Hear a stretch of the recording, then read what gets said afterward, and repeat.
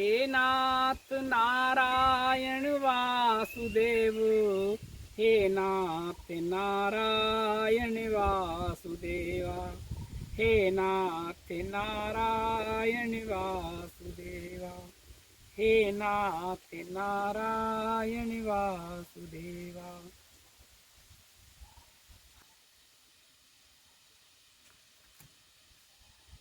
जी प्रभु जी, प्रभु जी, हम यहाँ जंगल में जहाँ एकांत में हैं, बहुत सारे वीडियो बनाते हैं लेकिन आप तक नहीं पहुँच पाते हैं।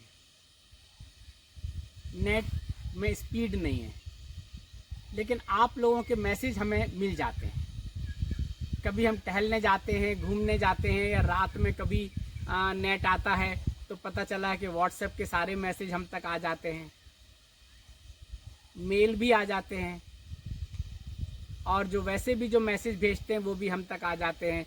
तो जब हमें समय मिलता है एक बार हम पढ़ लेते हैं प्रभु जी। एक ही तरह के लगभग सारे मैसेज।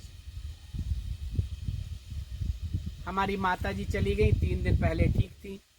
पिताजी चले गए, 1 दिन में ही उन्हें ऑक्सीजन नहीं मिल पाई। भाई चले गए, बहन चले गए, पत्नी चली गई, पति चले गए। तमाम रिश्तेदारों के नाम लेते हुए और मैसेज आते हैं कि प्रभु जी अब क्या करें, प्रार्थना करो कि उन्हें मुक्ति मिल जाए, उन्हें स्वर्ग मिले, उनकी आत्मा को शांति मिले। और प्रभु जी, हम तो उनके अंतिम संस्कार भी नहीं कर पाए, दर्शन भी नहीं कर पाए। कहीं ऐसा तो नहीं है कि हम पाप के भागीदार होंगे?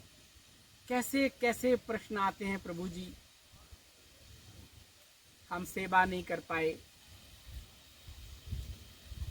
हम उनको कंधा नहीं दे पाए, उनका अंतिम संस्कार ठीक से नहीं कर पाए। अब घर में क्या विधि विधान से करेंगे तो क्या उनकी आत्मा को शांति मिलेगी?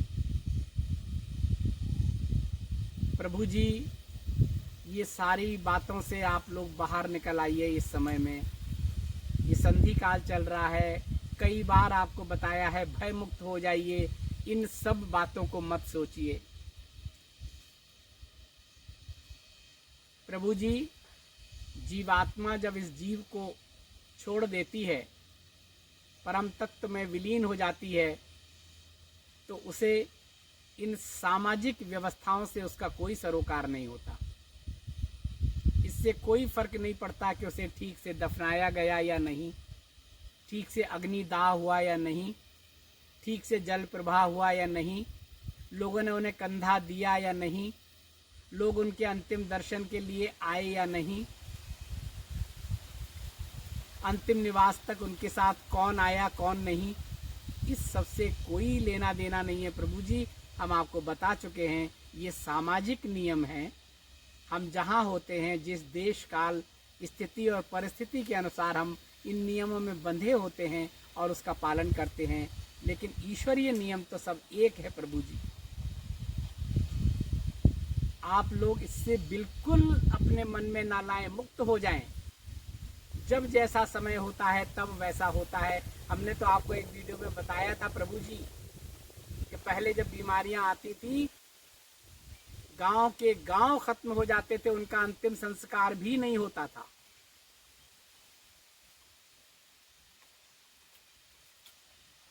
स्पेनिश फ्लू आया था, करोड़ों लोग चले गए थे पूरी दुनिया के, और संक्रमण की वजह से लोग अंतिम संस्कार करने भी नहीं गए, और उनका क्या हुआ ईश्वर जाने। इस सब से बिल्कुल आप वो नहीं हो पाइए कि हम कंधा नहीं पाए, दर्शन नहीं दे पाए, सेवा नहीं कर पाए। जब तक है अभी तो कर लीजिए सेवा। अभी अगर आप उनके साथ हैं, आपके घर में हैं, बच्चे हैं, बुजुर्ग हैं, माता पिता हैं, पत्नी है, पति है, अभी जितना सेवा चाहे कर लीजिए। अच्छे से वर्तमान को जी लीजिए। कल क्या होगा किसने देखा, उसकी चिंता क्यों करते हैं। और जो हो गया वो हो गया, वो तो आपके हाथ में नहीं था, तो उसकी भी चिंता नहीं करनी चाहिए, उससे भी दुखी ना हो प्रभु जी। आपके सारे मैसेज का एक ही जवाब है प्रभु जी, भय मुक्त रहिए, वर्तमान में जीजिए, अपना ध्यान रखिए।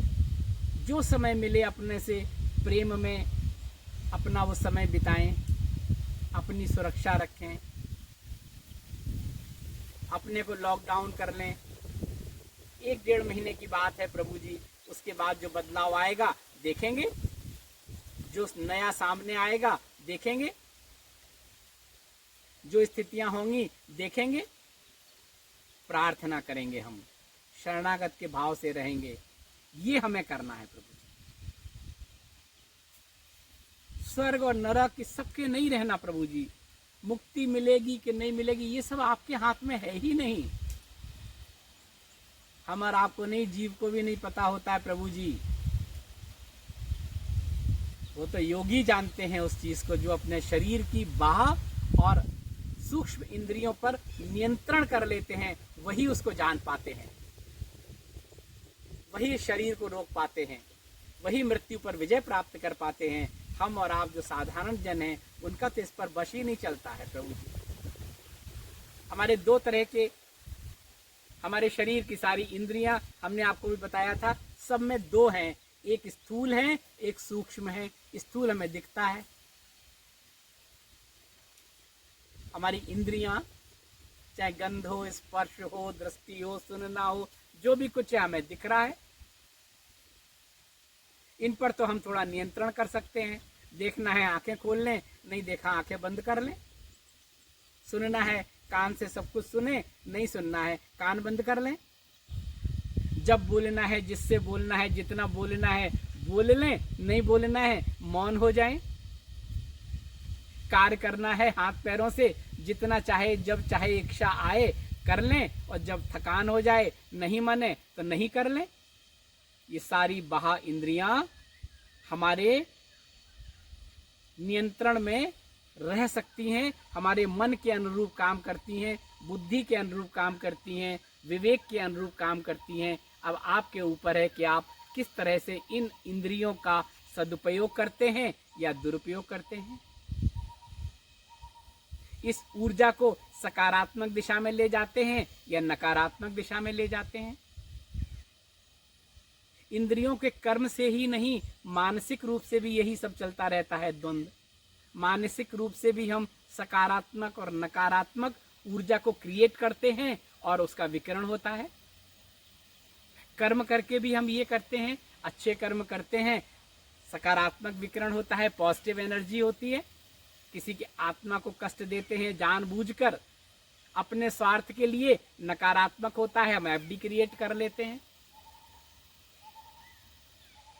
और ये जो हमारे शरीर का जो बाह्य तंत्र का तंत्र है, जो इंद्रियां हैं, ये कार्य करती हैं, ये कार्य हम कराते हैं। और जब ये थक जाती हैं तो हम इन्हें विश्राम दे देते हैं, और विश्राम देने के बाद पुनः ये पुनर्जीवित हो जाती हैं, पुनः सक्रिय हो जाती हैं, पुनः उसी तरह से कार्य के लिए तैयार हो जाती हैं। ज्यादा काम करते हैं ना तो हम कहते हैं थक गए, इंद्रियां हमारी थक गईं, हमारे सेल थक गए। तो क्या करते हैं, बैठे बैठे कभी विश्राम कर लेते हैं, आराम कर लेते हैं, रात में लेट जाते हैं, सो जाते हैं, और सोने के बाद अपने आप सब कुछ सक्रिय हो जाता है। जो थक गए हैं उन इंद्रियों को विश्राम मिलता है, और विश्राम मिलके वो चैतन्य हो जाती हैं, और फिर कह देती हैं शरीर से, हम तैयार हैं काम करने के लिए, चलो जाग जाओ। किसी को जगाना थोड़े ही पड़ता है। ऑफिस जाना है, कहीं जाना है तो अलार्म लगा लेते हैं तो अलग बात है, नहीं तो क्या होता है, एक समय के बाद अपने आप आँख खुल जाती है। सुबह सब लोग आपके पास जगाने तो नहीं आते हैं, उठो जाग जाओ सवेरा हो गया। देर से सोते हैं देर से जागते हैं, जल्दी सोते हैं जल्दी जागते हैं। और दूसरा ये है, इस शरीर की इंद्रियां, इस शरीर के सेल, इस शरीर का तंत्र, ये जो है ना, ये जब थक जाता है तो ये विश्राम मांगता है। हमारा मन कहता है कि अब थकान हो गई, अब विश्राम करना है, हम विश्राम कर लेते हैं। और विश्राम में जब ये तुरंत सक्रिय हो जाता है, इसको एक जीवन मिल जाता है, तो ये कह देता अब हम तैयार हैं काम करने के लिए, उठो। और हम सुबह उठ जाते हैं।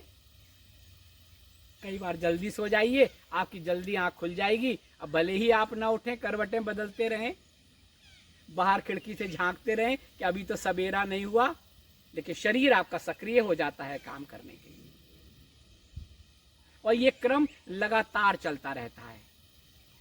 ये सेल, ये इंद्रियां कार्य करती हैं, थक जाते हैं, फिर विश्राम ले लेते हैं रात में, और फिर चलता रहता है। लेकिन इस शरीर का एक और तंत्र का तंत्र है, अतीन्द्रिय, आंतरिक है वो। ये सुनना, ये बोलना, ये देखना, ये महसूस करना, ये इंद्रियों का संचालन होना, कुछ चीजें आंतरिक धरातल पर काम करती हैं, उसमें आपका वश नहीं चलता है, वो गर्भ से ही तय हो जाती है। मैंने आपको बताया था ना पहले कि गर्भ में तय हो जाता है कि ये जीव का सेल धीरे धीरे धीरे उत्तरोत्तर प्रगति करेगा निरंतर, और एक समय के बाद वो वापस धीरे धीरे शिथिल होगा, और एक समय के बाद वो विश्राम की स्थिति में आ जाएगा, और ये शरीर पूरा हो जाएगा। हर व्यक्ति के हर गर्भ से अलग अलग तरह से हम आते हैं। हम गर्भ ही उसका चयन करते हैं कि ये सेल जो हमारा, जिससे ये शरीर बना है, वो कितने समय तक रहेगा, वो हम नियति कहते हैं। और हमारे योगी, हमारे महात्मा, हमारे स्पिरिचुअल मास्टर जान लेते हैं इस शरीर की आयु इतने वर्ष है। वो ऑरा देख लेते हैं कितने सर्किल ऑरा में ठीक से विकिरण हो रहा है, और कह देते हैं तुम 7 दशक तक रहोगे, तुम 8 दशक तक रहोगे, तुम्हें 9 दशक तक तुम्हारा जीवन है। अकाल योग पर विजय प्राप्त करने के लिए हम कर्म अनुकूल करें, संयम बरतें, मन, वचन और कर्म से सचेत रहें, शरीर का ध्यान रखें, यही तो होता है। लेकिन गर्भ के समय जो हमारे नियंत्रण में है वो ये इंद्रियां हैं, कर्म है, सोच है, बुद्धि और विवेक का इस्तेमाल करना है। लेकिन प्रभु जी, वो जो गर्भ में जो आंतरिक जो आता है, जो हमारा तंत्रिका तंत्र है, जो हमारे आंतरिक अतीन्द्रिय जो इंद्रियां हैं, अतीन्द्रियां, वो तो स्वतः ही सक्रिय होती है, उस पर आपका वश नहीं चलता है। आंखें दर्द हो रही हैं, आंखें बंद कर लीजिए। ज्यादा बोलने में थक गए, मुंह बंद कर लीजिए। सुनते सुनते शोर हो गया, बहुत तेज म्यूजिक सुन रहे हैं, कान बंद कर लीजिए, म्यूजिक बंद कर लीजिए। चलने से थकान हो गई है, चलना बंद कर दीजिए। दौड़ रहे हैं, हाँफ रहे हैं, एक जगह बैठ जाइए। मेहनत कर रहे हैं, श्रम कर रहे हैं, खेतों में काम कर रहे हैं, खलिहान में काम कर रहे हैं, बहुत ज्यादा थक गए हैं, शरीर को विश्राम दे लीजिए। दिमाग का बहुत काम कर रहे हैं, आप ऑफिस में हैं, कंप्यूटर पर बैठे हैं, वैज्ञानिक हैं, प्रयोगशाला में बैठे हैं, ये मन थक गया है, मन थक गया है, विश्राम दे दीजिए, काम छोड़ दीजिए। ये तो आपके हाथ में है, क्योंकि ये इंद्रियां का संचालन आपके हाथ में है, और इनका विश्राम करने पर ये दोबारा सक्रिय हो जाती हैं, इन्हें पुनः जीवन मिल जाता है। हम रात में सोते हैं, हम शव बन जाते हैं, सुबह उठते हैं, हम नया जीवन, नया ऊर्जा, नए उसके साथ हम उठते हैं। लेकिन इस गर्भ में हमारी अतीन्द्रिय जो इंद्रियां हैं, वो तो अपने एक निश्चित समय तक कार्य करती हैं, और उसके बाद उनको भी विश्राम चाहिए। और वो जब विश्राम होता है तो ये शरीर शांत हो जाता है। उनसे ही तो हम चल रहे हैं, ये तो हम चला रहे हैं, हमारा मन, हमारी बुद्धि, हमारा विवेक। लेकिन सच में इनके पीछे जो सूक्ष्म हैं वो चला रही हैं इसको, चाहे सुनने का हो, चाहे बोलने का हो, चाहे देखने का हो, चाहे महसूस करने का हो, गंध लेने का हो। वो अगर शांत हो जाएगी, आपको दिखना बंद हो जाएगा, आपका बोलना बंद हो जाएगा, आपका सुनना बंद हो जाएगा, आपका गंध लेना बंद हो जाएगा। क्या है वो? गर्भ से ही तय होता है। आपका हृदय धड़कता है, आपके बस में तो नहीं है। क्या आप उसको जब चाहे धड़का लो, जब चाहे कह दो विश्राम कर लो, बहुत धड़क लिए। लंग्स कार्य कर रहा है, ऑक्सीजन ले, हवा से ले रहा है, वायु को, ऑक्सीजन को कर रहा है, रक्त में भेज रहा है, निरंतर काम कर रहा है गर्भ से लेके महाविश्राम तक। लंग से काम कर रहे हैं, लिवर है काम कर रहा है, किडनी है काम कर रहा है, धमनियां, नाड़ियां, रक्त का संचार हो रहा है लगातार। भोजन खाते हैं, कहते भाई अभी रुक जाओ, कल बहुत सारा काम करना है, अभी इसको पाचन मत करो, कल करना, कल ज़्यादा एनर्जी की ज़रूरत है। नहीं, अंदर की मशीनरी सक्रिय है, गर्भ से ही सक्रिय हो जाती है लगातार, लेकिन एक समय उसको भी तो विश्राम चाहिए। हृदय लगातार धड़कता है, गर्भ से आते ही तय कर लेता है, लेकिन एक समय बाद उसको भी तो विश्राम चाहिए। लीवर को भी तो विश्राम चाहिए, लंग्स को भी तो विश्राम चाहिए, किडनी का अपना काम है, विश्राम चाहिए। ये रक्त वाहिकाओं में जो रक्त का संचार हो रहा है, इनको भी तो एक बार समय चाहिए, विश्राम चाहिए। और ये जो विश्राम होता है, यही विश्राम शरीर का शांत होना है। ये सूक्ष्म इंद्रियां जो गर्भ से तय हो जाती हैं, वो आपके हाथ में नहीं होता उनका विश्राम, और लेकिन उनको भी तो विश्राम चाहिए। तो वो क्या करते हैं, विश्राम होते हैं, और उनके विश्राम होते ही हमारे हृदय का विश्राम चाहिए। हृदय तो धड़कता है, लेकिन अंदर एक सूक्ष्म हृदय है, वो कहता है अब हमें विश्रांति चाहिए।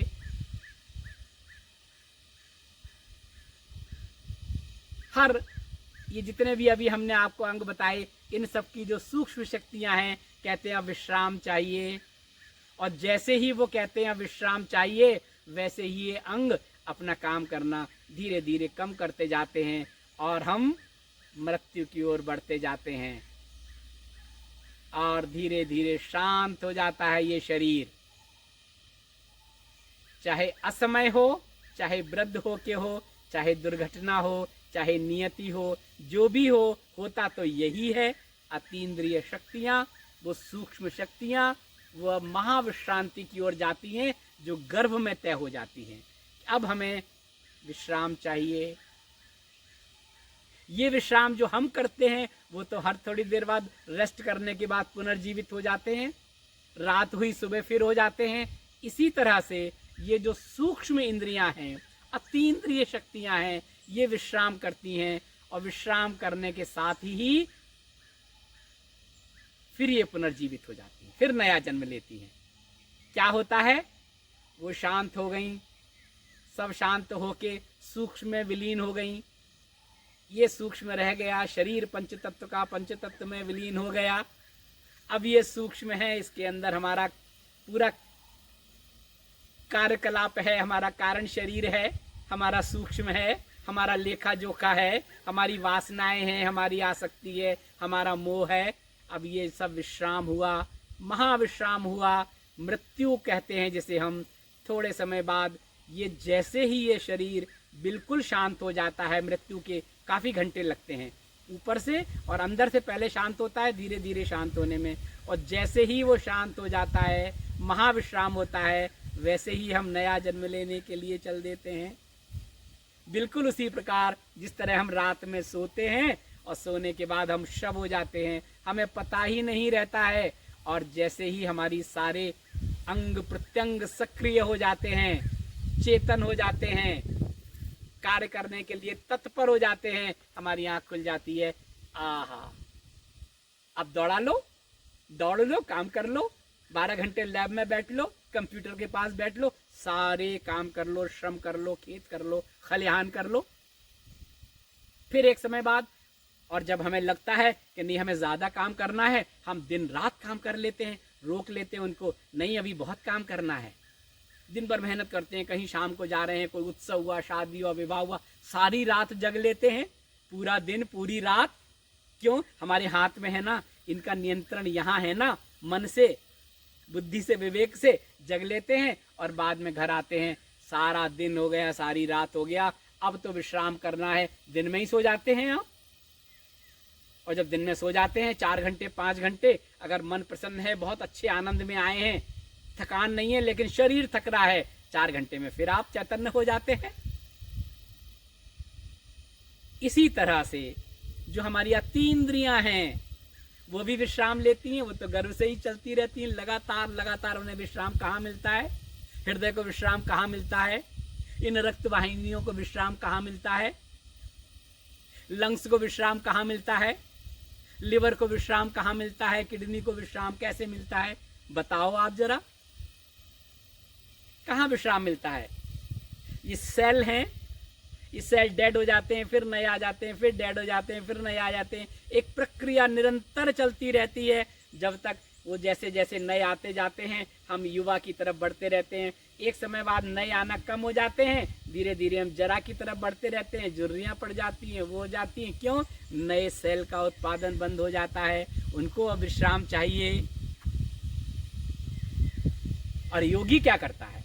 इसीलिए ध्यान की बातें करते हैं, इसीलिए हम प्राणायाम की बातें करते हैं। ये जो आप लोग प्राणायाम करते हैं ना, ये तो व्यायाम है, देखा जाए तो व्यायाम से शरीर के लिए फायदा है, लेकिन प्राणायाम उन अतीन्द्रिय शक्तियों को नियंत्रित करने की एक प्रक्रिया है। इसे तो कभी 1 to 1 समझा जा सकता है। वो क्या है? योगी कर लेता है। योगी को गहरी सांस लेने का अभ्यास हो जाता है। 1 मिनट में हम जितनी श्वास लेते हैं, योगी उसका 1/4 श्वास लेता है। साधक जो प्राणायाम, जो क्रिया योग की बातें करते हैं, ये क्रिया योग और प्राणायाम नहीं जो आप लोग किताबों में पढ़ते हैं या शिविरों में जाके पैसे खर्च करके सुन लेते हैं और घर में आके करने लगते हैं और आप कहते हैं हम तो प्राणायाम करते हैं, हम तो ध्यान करते हैं, हम तो क्रिया योग में सीख लिया हमने। क्रिया योग का जो सबसे बड़ा स्कूल है ना यहाँ, उस स्कूल में जाकर हमने सीखा है, कोर्स किया है, प्रैक्टिकल भी किया है, बहुत सारा पैसा खर्च करके गुरु मिले, क्रिया योगी मिले, सूर्य विज्ञानी मिले, उन्होंने बताया, हमने सीख लिया, कर लिया। नहीं प्रभु जी, योगी कर सकता है। और ये सूक्ष्म हैं क्रिया योग, ये प्राणायाम की कुछ सूक्ष्म क्रियाएं हैं। जब कहते हैं ना कि ये फोन पे नहीं बताई जा सकती हैं, ये वीडियो में नहीं बताई जा सकती, क्यों? इसलिए उनका अगर आपने सही तरीके से उस कॉन्सेप्ट क्लियर नहीं हुआ, सही तरीके से उसे आत्मसात नहीं किया और आप करने लगे, सांस रोकने लगे, उससे नुकसान हो सकता है। उससे हमारे दिमाग में गर्मी चढ़ सकती है, उससे हमारे पागलपन के हमें दौरे आ सकते हैं प्रभु जी। इसलिए वो 1 to 1 किसी मास्टर के साथ रह के उन्हें सीखना होता है, करना होता है, बार बार अभ्यास करना होता है। और अभ्यास करने के बाद जब हमें लगता है अब हम कर सकते हैं, तब हम उसका अलग से अभ्यास करते हैं। गुरु की अनुमति लेने के बाद वो देख लेता है कि अब ये करने की स्थिति में है, अब ये प्ले स्कूल कर लिया है, अब इसका नर्सरी में प्रवेश हो रहा है, कहता जाओ करो। योगी अपने हृदय को एक समय के बाद हृदय की धड़कन को कम कर लेता है।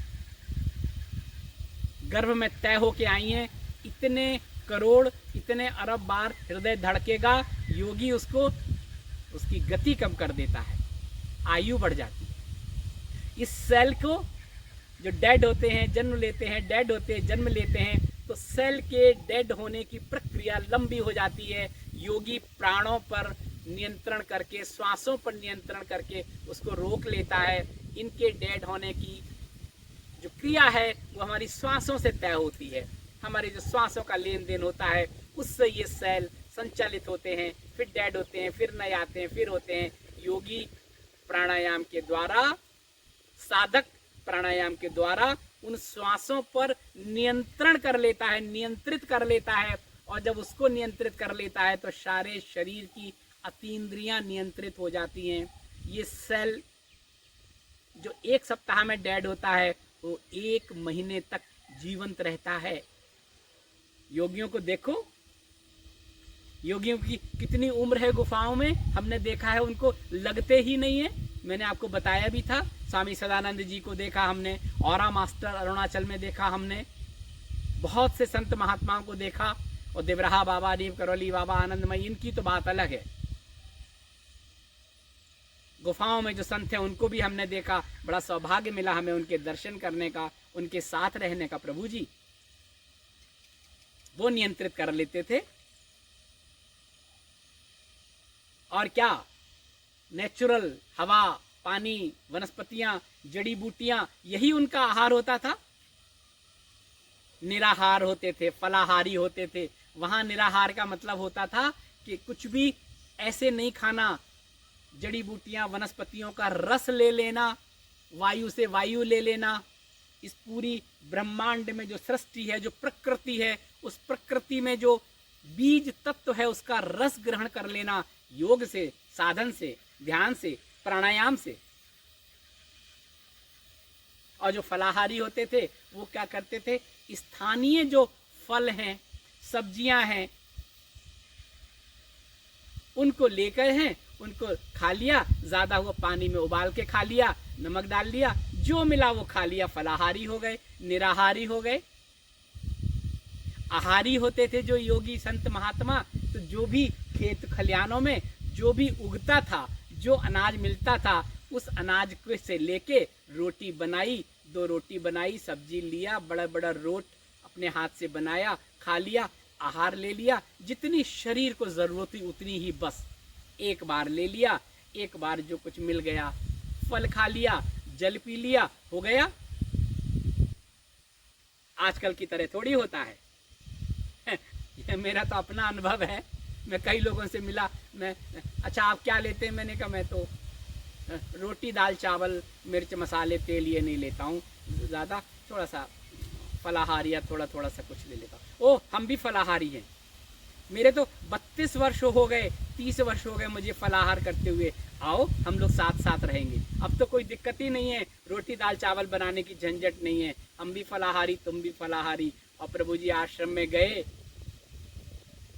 क्या उनका चेहरा, क्या उनके चेहरे पर तेज, उनके भगवा वस्त्र, चेहरा ऐसा दिख रहा था बिल्कुल 70 वर्ष के होंगे लेकिन 50 वर्ष की उम्र लग रही थी। आहा, उनके साथ रहने का मौका मिला 4 दिन। प्रभु जी सुबह उठते ही फल, इतना फल कि सारे दिन में 4 दिन में भी नहीं खाते होंगे उतना, एक नाश्ते में फल, अलग अलग तरह की वैरायटी, 5-7 तरीके से जूस सुबह सुबह। और फिर बताते थे ये विदेश का है, ये ऑस्ट्रेलिया का है, ये कीवी कहाँ का है, ये आम कहाँ के हैं, सब विदेशी, देशी बड़ी बड़ी प्रजातियां, बड़े बड़े महंगे, इसमें ये तत्व है, इसमें ये तत्व है, इसमें ये तत्व है। सुबह, दोपहर में फिर प्रभु जी वही फलाहारी खिचड़ी, फलाहारी चीजें, फिर पूरी थाली। फलाहार है ही तो, इसमें रोटी नहीं है, दाल नहीं है, चावल नहीं है, मिर्च मसाले नहीं है। शाम हुआ, सूप, ये विशेष तरह का सूप है। ये सब्जियां भी ना, ये सब कई तरह की सब्जियां मिली हैं इसमें, 14-16 सब्जियों का ये सूप है प्रभु जी। अब समझ में आया कि 30 वर्ष से फलाहारी हैं, दमक रहे हैं, चमक रहे हैं। न जाने कितने परिवारों की खुराक 1 महीने की होती होगी, उतना पैसे का 1 दिन का फलाहार। मैं किसी पर टीका टिप्पणी नहीं कर रहा हूं, मैं आपको बता रहा हूं, अपने अनुभव बता रहा हूं। आप इसे जिस रूप में ले लीजिए, हमें कोई फर्क नहीं पड़ता, लेकिन मेरा ये है कि आप समझें कि कैसे जीवन जीना है, इस शरीर को कैसे रखना है, योगी कैसे रखता है। सोते समय प्रभु जी उन्होंने कुछ टैबलेट खाई, मुझे भी दे दी, ये 4-5 टैबलेट खा लो। मैंने कहा मेरे शरीर को तो कोई प्रॉब्लम है नहीं, मुझे कोई परेशानी है ही नहीं, गैस बनती नहीं है, कुछ नहीं होता है। तो उन्होंने कहा इससे विटामिन हैं, मिनरल्स हैं, और चीजें हैं जिससे आपको लाभ मिलेगा। और वो खा लिया वहां से। सुबह उठते फिर कोई टैबलेट खाई, और सुबह जो स्नान करते हैं ना, वो इस तरह की वॉशरूम में स्नान नहीं होता है, वो स्नान होता है कई तरह के गंधित सुगंधित पुष्प मालाओं से। और उस मालाओं से जो उसमें पुष्प होते हैं, जो गंध होते हैं, इत्र होते हैं, उससे स्नान होता है। स्नान के बाद उनके तरह तरह के तेलों से मालिश होती है प्रभु जी। अब वो कहते हैं हम फलाहारी हैं, योगी हैं, साधना करते हैं, ध्यान करते हैं। तो ध्यान करना, साधना करना, योग मार्ग पे चलना, उसके लिए नियंत्रित रहने के लिए शरीर को जितनी ज़रूरत की चीज़ें हैं उतनी ही हमें लेना है, उससे अधिक नहीं लेना है। तो योगी जो हिमालय में रहते हैं, योगी जो जंगलों में रहते हैं, वो क्या करते हैं, अपनी श्वास को नियंत्रित कर लेते हैं प्राणायाम से, शरीर में उतना ही भोजन लेते हैं जो उनके शरीर के लिए जरूरी हो, और जहाँ रहते हैं वहाँ जो कुछ उपलब्ध है आसानी से, उससे उनका शरीर चलता है। और उस समय वो अपने एक स्थिति में आने के बाद वो अपने हृदय की धड़कनों को नियंत्रित कर लेते हैं, वो रक्त के संचार को विश्राम दे देते हैं, वो लीवर को विश्राम दे देते हैं, वो लंग्स को विश्राम दे देते हैं, वो शरीर की इंद्रियों को ध्यान, साधना, तप और जप के माध्यम से उन अतीन्द्रिय इंद्रियों को विश्राम दे लेते हैं। और जब वो विश्राम दे लेते हैं तो जो उनका निश्चित गर्भ में होता है उसकी आयु बढ़ जाती है, वो नियंत्रित हो जाती है। और कुछ योगी योग साधना के बाद एक समय जब समाधि की स्थिति आती है तो वो जब चाहे तब समाधि ले लेते हैं, और अपनी उन इंद्रियों को जिन्हें शिथिल करने का उपक्रम उन्हें पता होता है, उन्हें पता होता है कि कैसे हृदय की धड़कनों को कम करा जाता है, उन्हें पता होता है कैसे इस रक्त के संचार को कम किया जा सकता है, और धीरे धीरे धीरे धीरे वो शांत करके और समाधि ले लेते हैं। महासमाधि का मतलब क्या होता है?